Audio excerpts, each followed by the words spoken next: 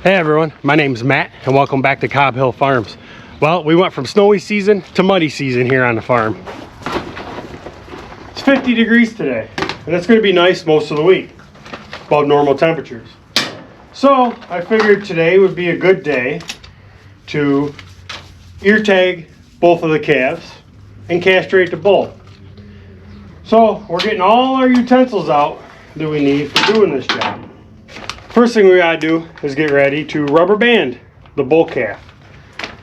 So there's two different ways of castrating a calf.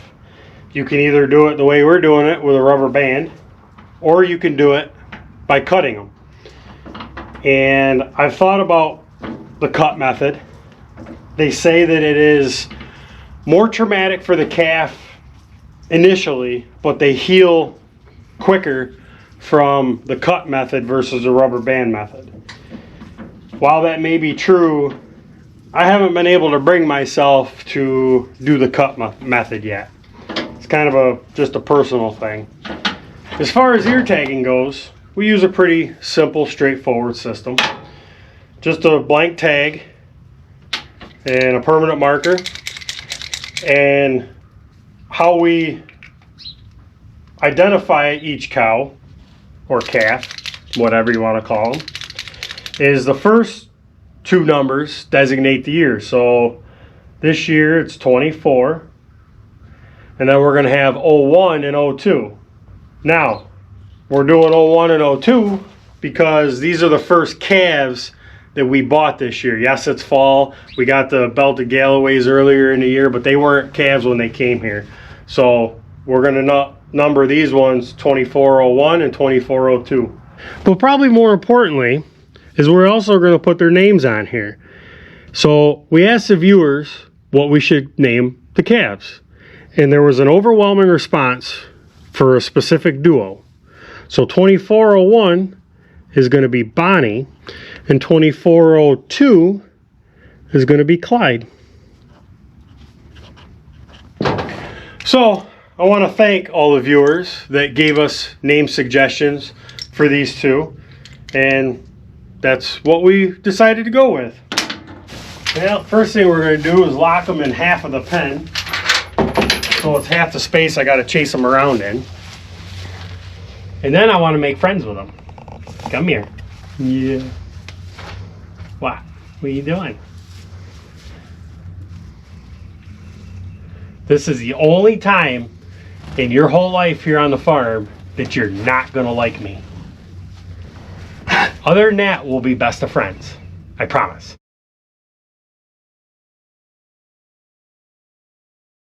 Well, that job's done. It's never a fun, but it's usually always an eventful job. Come here. They won't come within a country mile of me for a little while. But I promise, this is the only day out of your whole life you won't like me. We'll get out of here and let you be. It's not a job that I like to do. I don't like putting the calves through it, but it is what it is. It's part of it. You have to castrate the bull calves, make them a steer for a few different reasons. One, helps their growth rate. They'll grow faster, and also their temperament. Let's face it, without their male parts, they will be less likely to create a problem and be more aggressive towards us here on the farm.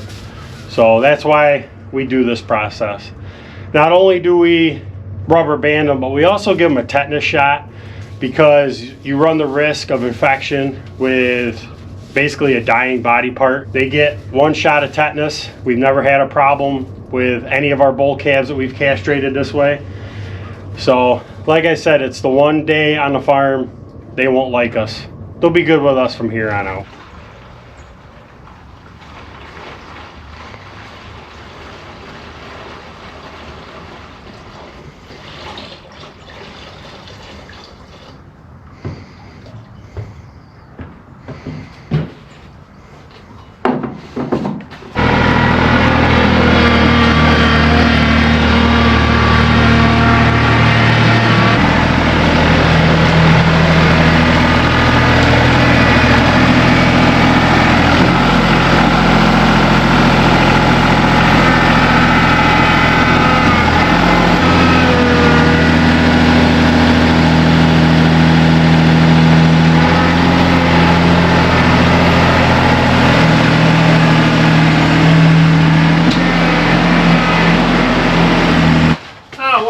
project is from. Oh wait, I remember. I think it has something to do with the chickens.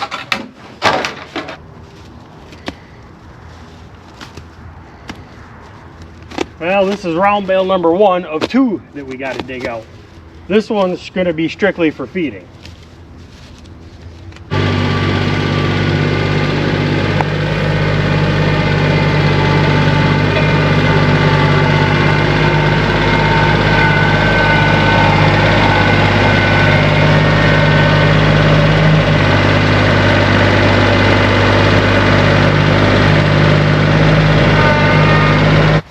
And this is round bale number 2. This one is going to be half used for bedding, and they'll eat the inner half once we get down to some good stuff for them.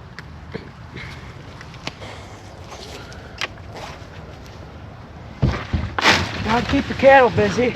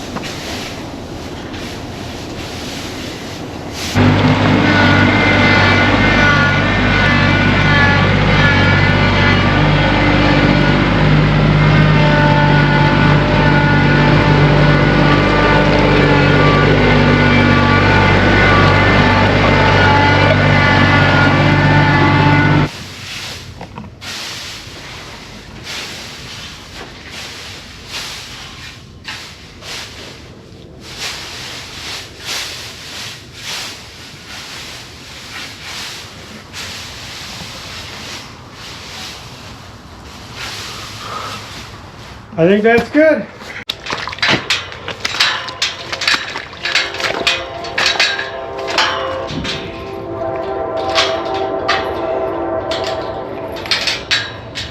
Originally, I was going to put this round bale in a round bale feeder after I got done unwrapping it for bedding, but we got down to halfway on it and it was still pretty rotted where it was sitting on the ground. So I said, you know what? It's going to go in the barn where it could stay dry and preserve it, and we'll use it the next time we need some bedding. I got one more thing to do before I plug the fence back in. I got to tighten this fence up. I do have a tool for doing this. However, I can't seem to find it. So we'll just tighten it up by hand.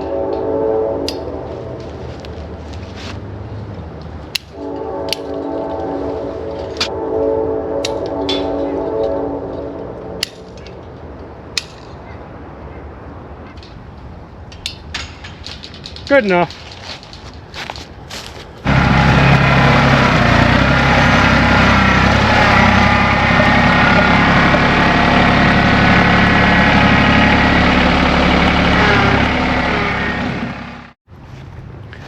Hey look, it's even warm enough that we even got the garden hose back out.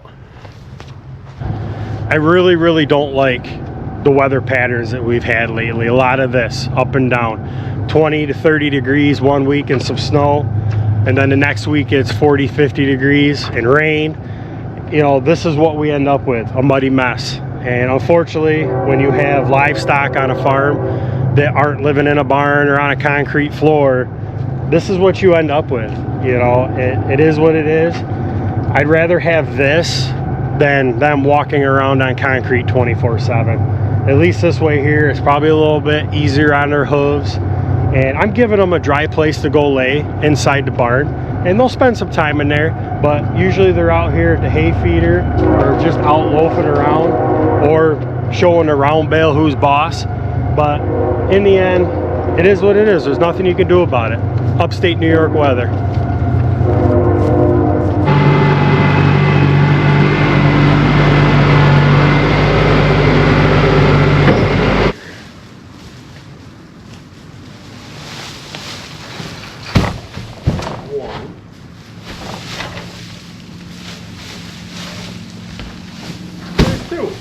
I think that's good enough.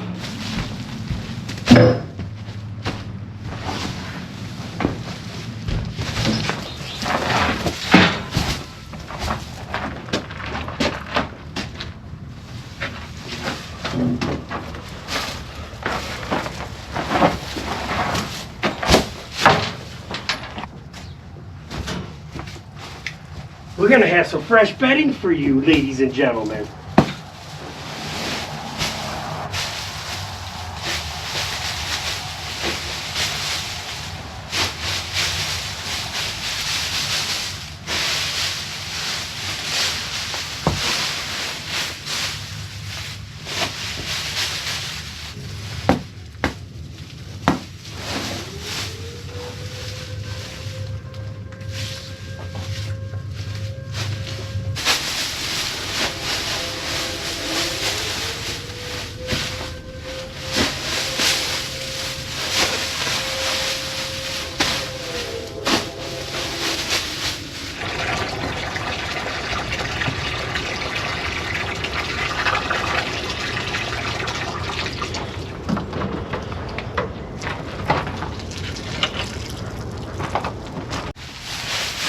Let's see here. You guys gonna come over and make friends with me now?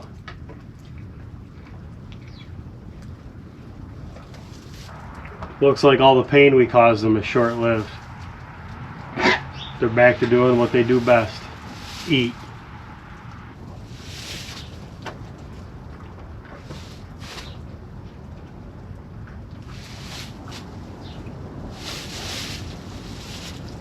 I'm not all bad. There's a reason why farmers obsess over the weather. It's because we have to be in it and deal with it every single day. Whether it be a dry spell and 90 degrees and you're trying to get hay made and it's just not there, or it's sub-zero temperatures and everything's froze and you're pulling your hair out just trying to get things to work. Or it's days like today where it's above seasonable temperatures but really wet and muddy out and it's just miserable to work in. That's why farmers constantly talk about the weather. We sure took advantage of this really nice day here in early January. We got Bonnie ear tagged, Clyde ear tagged, and castrated as well. They got 3 or 4 days coming up to get acclimated to their new hardware that is attached to both of them before it gets cold again. As far as the large cows go, we provided them with a nice dry place to go lay down with the bedding in the barn. The barnyard is what it is. There's nothing we can do about it. It's the time of year. Ideally, we'd love for it to be 25, 30 degrees and frozen and even a nice layer of snow on the ground. We had that. It was short-lived. It's gone. We don't know when we'll get it back. I'm sure it'll be shortly, but until then, we got to deal with the mud. It's a reality. There's nothing we can do about it. I guess in the positive side of things, we were able to reuse the garden hose system that I hadn't picked up yet. So we fired that back up for a few more days, and I don't know. Maybe this will be the last time that we use it. I guess we'll just have to wait and see. If you enjoyed today's video, give it a thumbs up. If you like our channel, as always, we ask you to subscribe. We hope you have a great rest of your day. We'll see you next time.